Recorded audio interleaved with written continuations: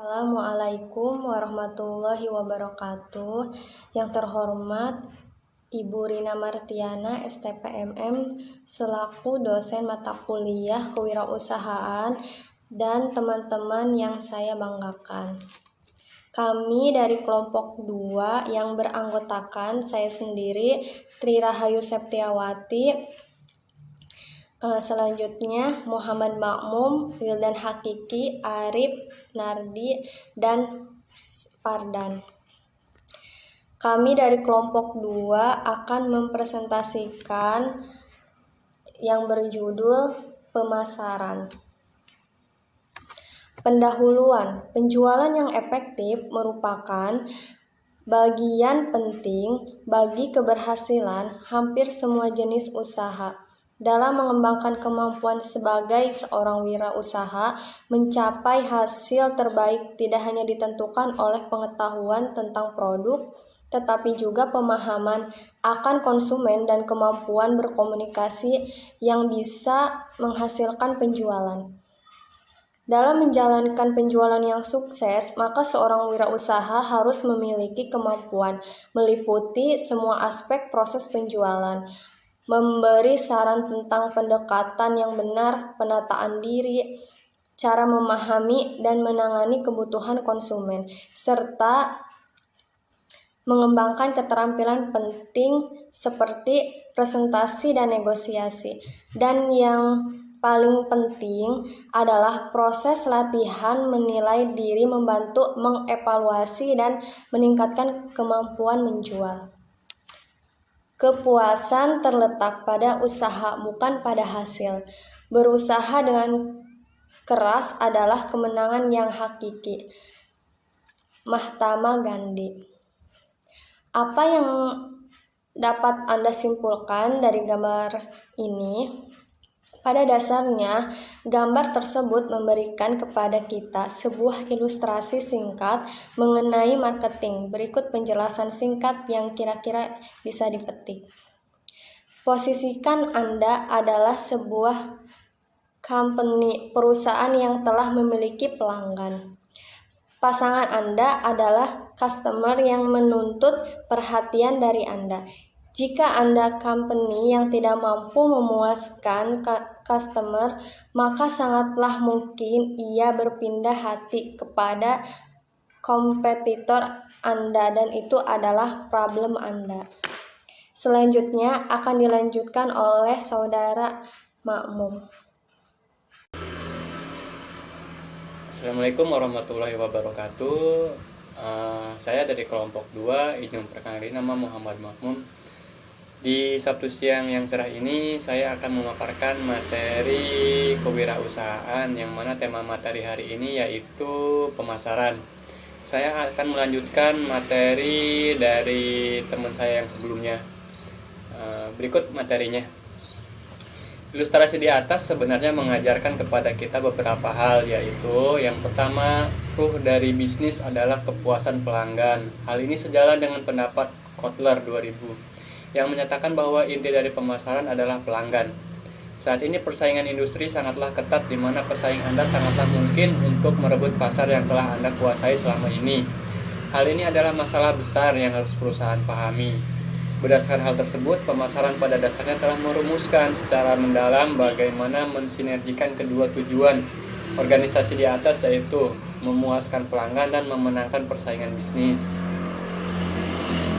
Kemudian, definisi pemasaran. Pemasaran adalah aliran produk secara fisik dan ekonomik dari produsen melalui pedagang perantara ke konsumen. Definisi lain menyatakan bahwa pemasaran adalah suatu proses sosial dan manajerial yang membuat individu atau kelompok mendapat apa yang mereka butuhkan dan inginkan dengan menciptakan, menawarkan, dan mempertukarkan produk yang bernilai kepada pihak lain.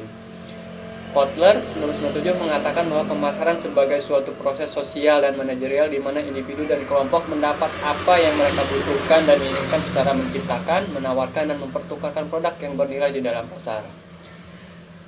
Proses pemasaran merupakan kelanjutan dari proses produksi yang bertujuan agar apa yang telah diinvestasikan dalam kegiatan produksi dapat diperoleh kembali dengan memperoleh keuntungan dari hasil penjualan sebagai imbalan investasi yang telah dilakukan. Kegiatan-kegiatan dalam usaha pemasaran ini tidak hanya kegiatan memindahkan barang atau jasa dari tangan produsen ke tangan konsumen saja dengan sistem penjualan, tetapi banyak kegiatan lain yang juga dijalankan dalam kegiatan pemasaran. Penjualan hanyalah salah satu dari berbagai fungsi pemasaran. Apabila pemasaran melakukan pekerjaan dengan baik untuk mengidentifikasi kebutuhan konsumen, mengembangkan produk dan menetapkan harga yang tepat, mendistribusikan dan mempromosikan secara efektif, maka akan sangat mudah menjual barang-barang tersebut. Fungsi dan tugas pemasaran. Secara teoritis, pemasaran mempunyai 9 fungsi yang dapat diuraikan sebagai berikut. Yang pertama, fungsi perdagangan, merchandising. Perencanaan yang berkenan dalam pemasaran produk, barang atau jasa yang tepat, dalam jumlah yang tepat, harga yang selaras, termasuk di dalam faktor-faktor lain seperti bentuk, ukuran, kemasan, dan sebagainya. 2. Fungsi pembelian, buying. Peranan perusahaan dalam pengadaan bahan sesuai dengan kebutuhannya. Ketiga, fungsi penjualan atau selling, meyakinkan orang untuk membeli suatu produk, barang atau jasa yang mempunyai arti komersial baginya. Yang keempat, fungsi transportasi, perencanaan, seleksi, dan pengarahan semua alat pengangkutan untuk memudahkan produk, barang atau jasa dalam proses pemasaran. 5. Fungsi pergudangan, menyimpan barang selama waktu produk tersebut dihasilkan dan dijual. Yang keenam, fungsi standarisasi, penetapan batasan-batasan elemen berupa perincian-perincian yang harus dipenuhi oleh produk, termasuk di dalam grading, yakni memilih kesatuan dari suatu produk yang dimasukkan ke dalam kelas-kelas dan derajat-derajat yang sudah ditetapkan dengan standarisasi. 7. Fungsi keuangan, financing, merupakan usaha untuk mencari dan mengurus modal dan kredit yang langsung bersangkutan dengan transaksi dalam mengalir produk, barang atau jasa dari produsen ke konsumen. Yang selanjutnya adalah fungsi komunikasi, segala sesuatu yang dapat memperlancar hubungan di dalam perusahaan dan di luar perusahaan. 9. Fungsi resiko, fungsi untuk menangani atau menghadapi resiko kerugian karena kerusakan, kehilangan atau anjloknya harga di pasaran. Untuk materi selanjutnya akan dijelaskan oleh teman saya. Terima kasih. Assalamualaikum warahmatullahi wabarakatuh. Perkenalkan, nama saya Wilan Hakiki dari kelompok 2. Di sini saya akan menjelaskan tentang pemasaran. Sesuai dengan fungsi sebagaimana telah diungkapkan, maka pemasaran memiliki 8 tugas. Yang pertama, mengubah orang tidak suka terhadap suatu produk menjadi suka. 2. Mendorong kebutuhan orang tidak berminat atau mengetahui. 3. Mengembangkan pemenuhan kebutuhan yang belum terpenuhi. 4. Mengaktifkan keinginan atas produk stabil atau permintaan terhadap produk yang menurun. 5. Menyelaraskan pola permintaan agar sesuai dengan penawaran. 6. Memelihara tingkat penjualan yang sudah ada terhadap suatu produk. 7. Mengurangi tingkat penjualan yang sudah ada terhadap suatu produk tertentu. 8. Merintangi permintaan atau keinginan terhadap suatu produk. Strategi pemasaran. Strategi pemasaran adalah serangkaian tujuan dan sasaran, kebijakan serta aturan yang memberi arah kepada usaha-usaha pemasaran dari waktu ke waktu pada masing-masing tingkatan serta lokasinya. Strategi pemasaran modern secara umum terdiri dari 3 tahap, yaitu segmentasi pasar, kedua penerapan pasar sasaran, dan ketiga penerapan posisi. Segmentasi pasar. Di pasar terdapat banyak konsumen yang berbeda dalam hal. Tidak semua konsumen dapat kita jangkau dan penuhi kebutuhannya serta keinginannya. Secara umum terdapat 3 falsafah dasar sebagai pedoman bagi perusahaan untuk mendekati pasar. Yang pertama, pemasaran massal, di mana penjual memproduksi secara massal, mendistribusikan secara massal, dan mempromosikan secara massal satu produk kepada semua pembeli. Kedua, pemasaran berbagai produk, di mana penjual memproduksi 2 macam produk atau lebih yang mempunyai sifat, gaya mutu, ukuran sebagai yang berbeda. Ketiga, pemasaran terarah. Di sini penjual mengenali berbagai segmen pasar, memilih satu atau beberapa di antaranya, dan mengembangkan produk serta pemasaran yang disesuaikan dengan karakteristik masing-masing konsumen. Membuat segmentasi pasar. Tidak ada cara tunggal untuk membuat segmen pasar. Pemasar harus mencoba variabel segmentasi yang berbeda secara sendiri atau kombinasi untuk mencari yang terbaik untuk memetakan struktur pasar. 1. Segmentasi geografik. Segmentasi geografik membagi pasar menjadi beberapa unit secara geografis: negara, regional, provinsi, wilayah dan kecamatan, wilayah kelurahan dan kompleks perumahan. Sebuah perusahaan mungkin memutuskan untuk beroperasi dalam satu atau beberapa wilayah geografik ini atau beroperasi di semua wilayah, tetapi tidak memperhatikan kebutuhan dan keinginan psikologis konsumen. 2. Segmentasi demografi. Segmentasi pasar demografi membagi pasar menjadi kelompok berdasarkan pada variabel seperti jenis kelamin, umur, status perkawinan, jumlah keluarga, umur anak, pendapatan, jabatan, lokasi geografik, mobilitas, kepemilikan rumah, pendidikan, agama, ras, atau kebangsaan. 3. Segmentasi psikografik. Segmentasi psikografik membagi pembeli menjadi kelompok berbeda berdasarkan pada karakteristik, kelas sosial, gaya hidup, atau kepribadian. Dalam kelompok demografik, orang yang berbeda dapat mempunyai ciri psikografik yang berbeda. Assalamualaikum warahmatullahi wabarakatuh. Saya Arif Syarifudin, perwakilan dari kelompok 2, akan menjelaskan tentang pemasaran dan akan melanjutkan dari anggota kelompok sebelumnya, yaitu Wildan. Segmentasi tingkah laku. Segmentasi tingkah laku mengelompokkan pembeli berdasarkan pada pengetahuan, sikap, penggunaan, atau reaksi mereka terhadap suatu produk. Banyak pemasaran meyakini bahwa variabel tingkah laku merupakan awal paling baik untuk membentuk segmen pasar. 1. Kesempatan. Segmentasi kesempatan membagi pasar menjadi kelompok berdasarkan kesempatan ketika pembeli mendapatkan ide untuk membeli atau menggunakan barang yang dibeli. Yang kedua, manfaat yang dicari. Salah satu bentuk segmentasi yang ampuh adalah mengelompokkan pembeli menurut manfaat yang mereka cari dari produk. Yang selanjutnya, status pengguna. Pasar dapat disegmentasi menjadi kelompok bukan pengguna, mantan pengguna, pengguna potensi, pengguna pertama kali, pengguna reguler. Dari suatu produk, pemimpin pasar akan memfokuskan pada cara menarik pengguna potensial, sedangkan perusahaan yang lebih kecil akan memfokuskan pada cara menarik pengguna saat ini agar meninggalkan pimpinan pemasaran. Yang selanjutnya, tingkat pemakaian. Dalam segmentasi tingkat pemakaian, pasar dapat dikelompokkan menjadi kelompok pengguna ringan, menengah, dan berat. Status loyalitas. Sebuah perusahaan dapat disegmentasi berdasarkan loyalitas konsumen. Konsumen dapat loyal terhadap merek, toko, dan perusahaan. Pembeli dapat dibagi beberapa kelompok menurut tingkat loyalitas mereka. Pentingnya melakukan segmentasi. Berikut adalah beberapa alasan mengapa segmentasi pasar diperlukan. 1. Perusahaan dapat lebih baik memahami perilaku segmen-segmen pasar yang lebih homogen sehingga dapat lebih baik dalam melayani kebutuhan-kebutuhan mereka.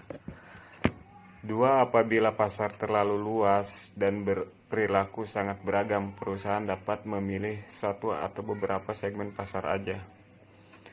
3. Pasar bersifat dinamis, tidak statis, yang berarti bahwa pasar berkembang terus yang ditandai dengan perubahan-perubahan seperti sikap, siklus, kehidupan, kondisi keluarga, pendapatan, pola geografis, dan sebagainya. 4. Produk, barang, atau jasa berubah sesuai dengan siklus kehidupan produk tersebut dari tahap perkenalan sampai tahap penurunan.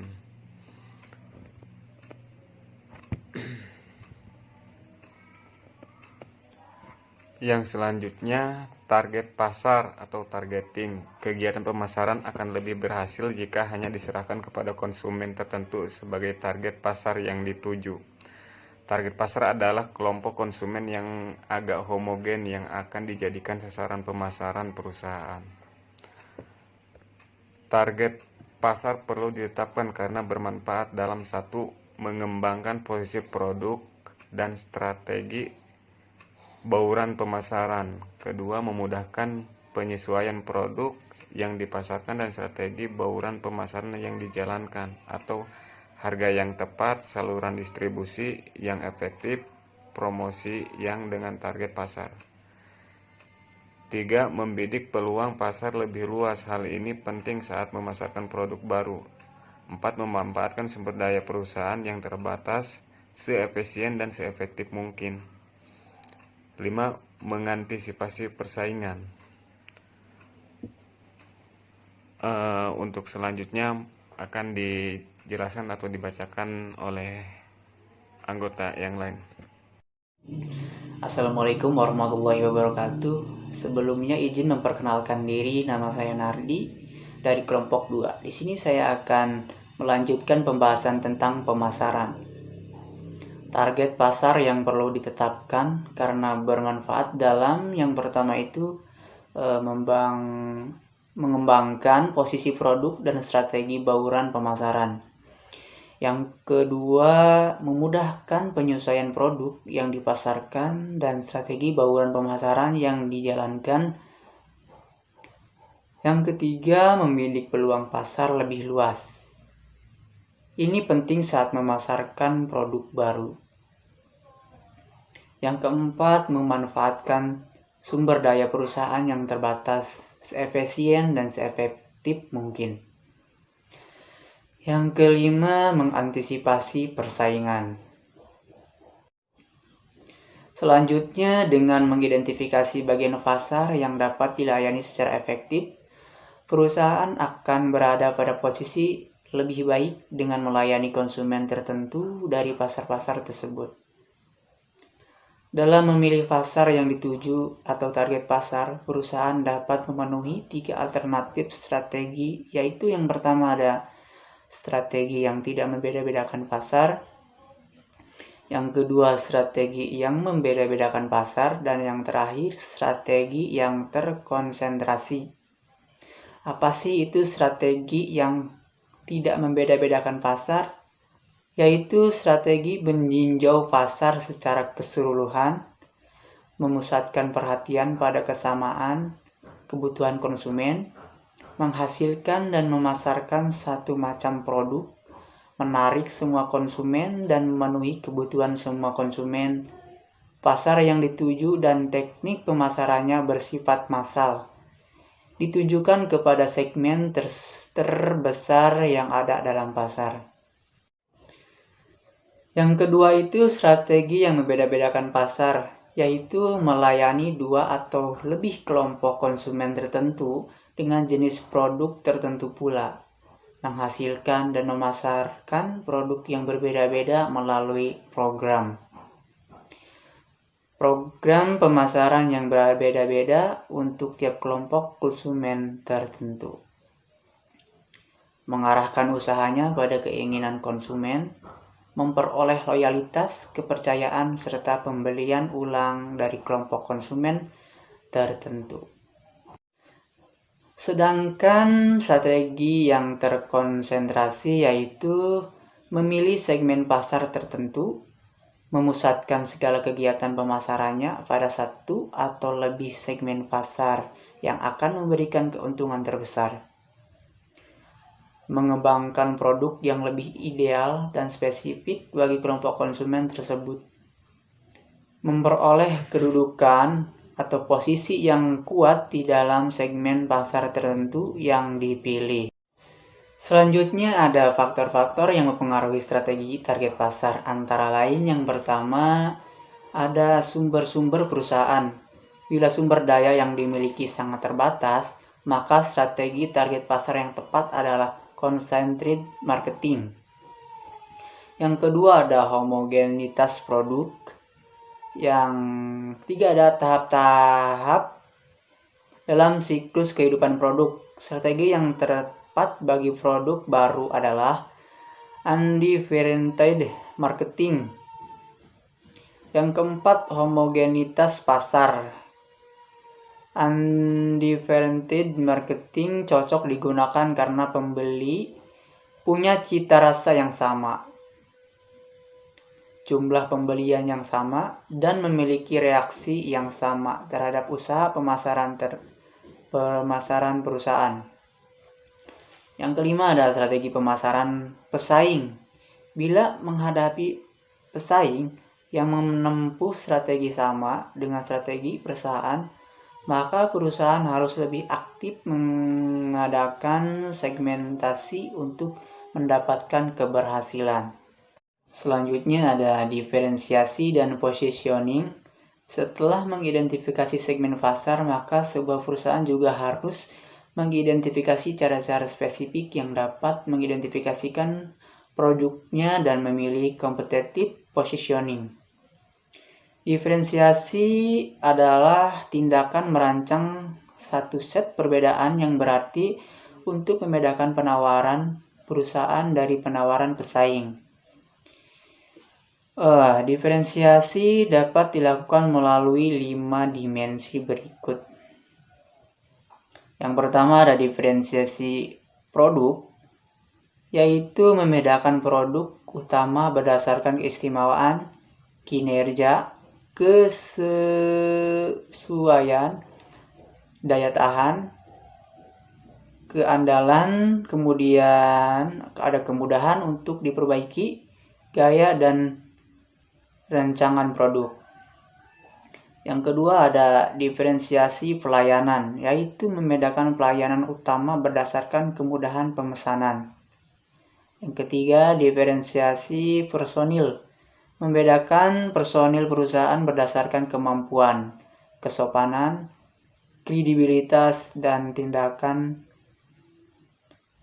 cepat tanggap dan komunikasi yang baik. Yang selanjutnya ada diferensiasi saluran, yaitu langkah pembedaan melalui cara membentuk saluran distribusi, jangkauan, keahlian, dan kinerja saluran-saluran tersebut. Yang terakhir ada diferensiasi citra, yaitu membedakan citra perusahaan berdasarkan perbedaan identitas melalui penetapan posisi, perbedaan lambang, dan perbedaan iklan. Assalamualaikum warahmatullahi wabarakatuh. Nama saya Fardan Zaki Firdaus dari kelompok 2. Ingin melanjutkan pembahasan tentang pemasaran. Oke. Saya akan menjelaskan pemposisian produk pasar, positioning. Positioning adalah tindakan merancang penawaran dan citra perusahaan sehingga menempati suatu posisi kompetitif yang berarti berada dalam benak pelanggan sasarannya. Kotler 1997. Positioning merupakan elemen yang sangat utama ya dalam suatu strategi pemasaran. Sebuah perusahaan dapat menentukan posisinya melalui persepsi pelanggan terhadap produknya dan produk pesaingnya, sehingga akan dihasilkan peta persepsi. Dengan menggunakan informasi dari peta persepsi itu dapat dikenali berbagai strategi penentuan posisi antara lain. Yang pertama yaitu positioning menurut atribut produk. Usaha memposisikan diri menurut atribut produknya. Yang kedua, positioning menurut manfaat. Produk diposisikan sebagai pemimpin dalam suatu manfaat tertentu. Yang ketiga, positioning menurut harga atau kualitas. Produk diposisikan sebagai nilai harga dan kualitas terbaik. Selanjutnya yang keempat, positioning menurut penggunaan atau penerapan. Usaha memposisikan produk sebagai yang terbaik untuk sejumlah penggunaan penerapan. Selanjutnya, positioning menurut memakai. Usaha memposisikan produk sebagai yang terbaik untuk sejumlah kelompok pemakai. Selanjutnya, positioning menurut pesaing. Produk memposisikan diri sebagai lebih baik daripada pesaing utamanya.